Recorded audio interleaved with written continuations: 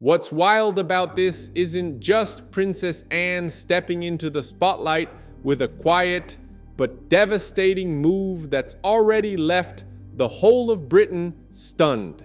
It's the fact that she's choosing to stand up for Diana in the one place where Diana's ghost still whispers louder than anyone wants to admit. The real story here isn't some flashy headline grab. It's the silent power play playing out inside the very family that's supposed to hold the monarchy together. And the deeper question nobody's asking out loud is whether this is about respect or whether it's about who gets to decide what the future of the crown actually looks like. If you're new here, you know I'm all about peeling back the layers of royal drama to find the real heart of what's happening inside the institution. Hit subscribe and ring that bell right now so you don't miss the next breakdown when things get even messier behind the scenes. Because trust me, this one's got layers stacked on layers. Let me take you straight back to that moment that set the whole thing off. It was the annual Commonwealth Day service at Westminster Abbey. The air was thick with the usual pomp, the King and Queen walking side by side, the Prince and Princess of Wales right there on their left, like they were meant to be the future. But then there was Princess Anne, arriving with her brother and sister-in-law, Kate Middleton. And what happened next? The moment that viral clips exploded across every news feed and social media timeline. Anne greeted Camilla with a perfectly civil kiss on the cheek. The public saw nothing, but insiders are already whispering that something had shifted. Then came the move that made people do a double take. Anne refused to curtsy to the Queen. She didn't bow. She didn't follow the protocol that had been drilled into her for decades. Instead, she turned her back, let Camilla walk ahead of her into the Abbey, and when the Queen turned to acknowledge her, Anne simply didn't see it. That's not a small snub, that's a statement. A statement that said, loud and clear, I know exactly where you stand in this family, and I'm not pretending anymore. And here's the thing that made it sting so hard. Camilla, who just a few years ago would have expected a full curtsy from her husband's sister, felt that slight. And she felt it because the world finally saw it. The same world that thought the monarchy was finally mending. Suddenly, the old wounds were reopening, and everyone was staring straight at them. Let's rewind for a second so we can understand exactly why this moment carried so much weight. Princess Anne has always been the one who does things by the book, the stoic worker, the dutiful daughter of Queen Elizabeth II. She didn't chase glory like her brother Charles once did. She simply did her duty, served her country with a motorcycle and a smile, and never raised her voice. But behind that calm exterior, something else was brewing, something tied to the memory of Diana.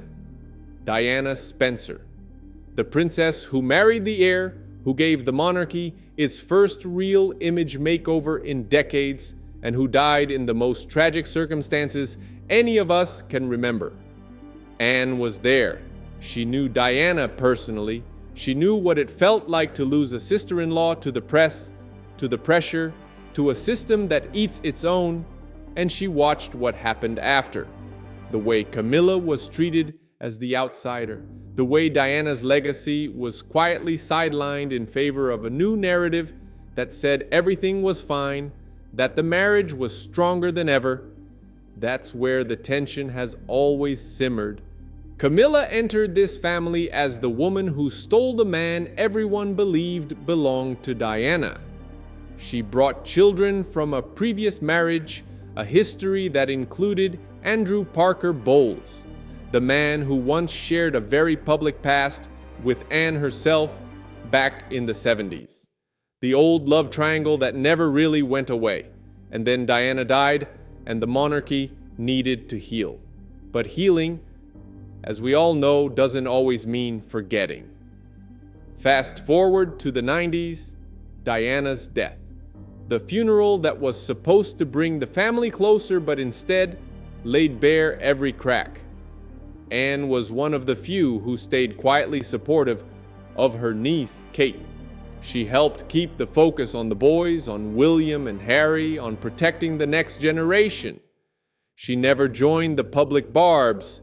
She never took sides in the media wars.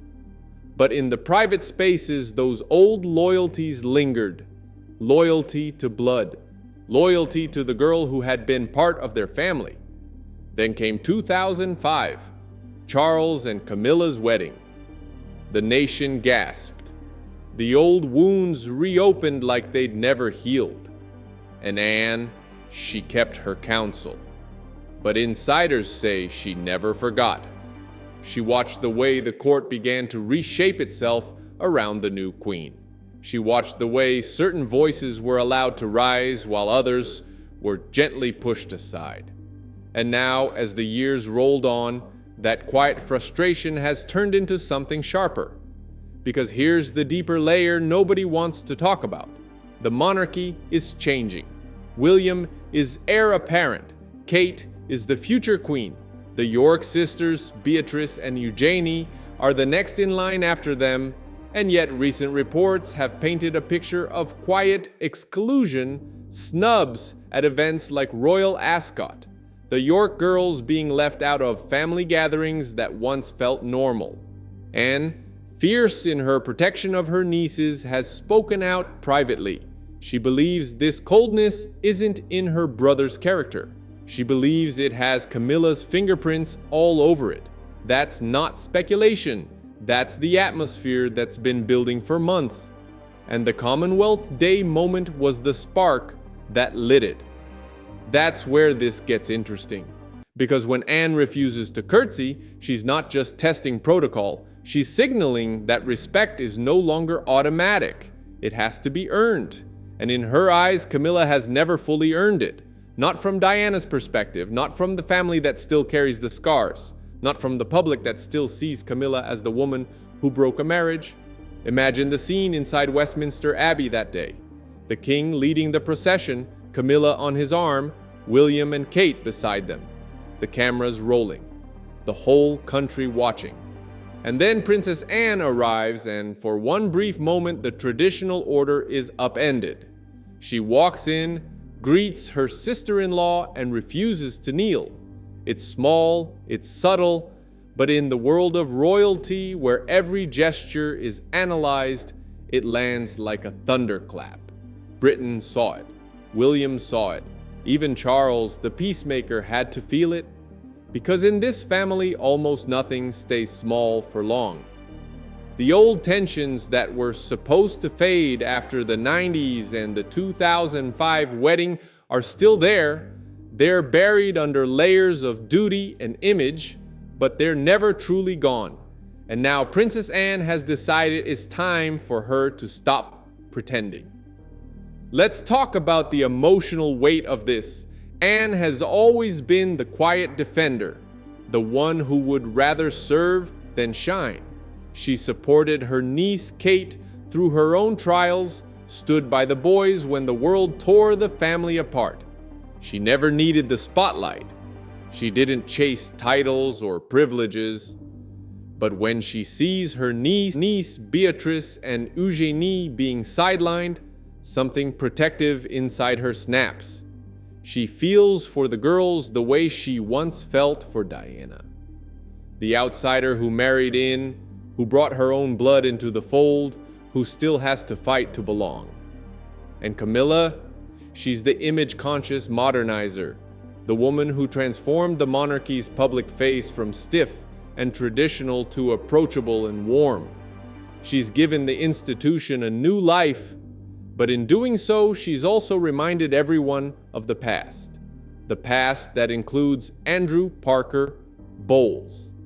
The past that includes the rumors that once made the nation shudder.